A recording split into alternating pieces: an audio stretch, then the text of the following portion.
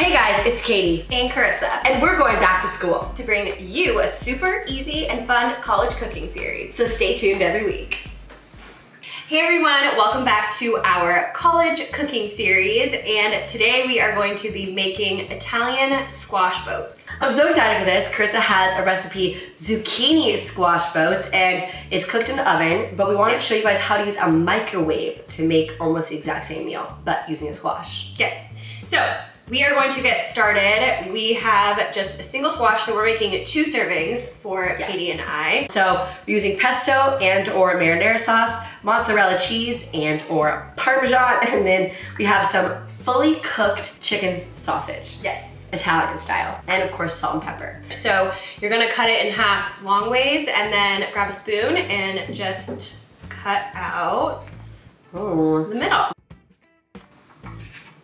Perfecto. Okay. Beautiful, stunning. Groundbreaking. Pop these babies in the microwave. Okay, so we microwaved the squash for 2 minutes, took them out, and now we're gonna dress the squash. So I'm gonna make mine with my red sauce. Katie's gonna make hers with her pesto. Okay, and then we're gonna add a little bit of shredded mozzarella cheese. And then we're gonna add our cooked chicken sausage. That's a lot. That's a lot. Okay, and then we're gonna pop it back in the microwave.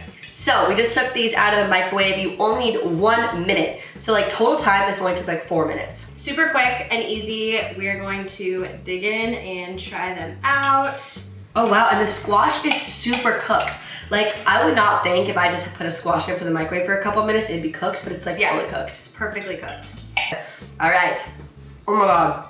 It's so good. It's so good. And the squash is perfect texture. Mm-hmm. It's perfectly cooked. Wow. I'm like shocked that we I'm made this in actually a microwave. Really shocked. And the chicken sausage is amazing.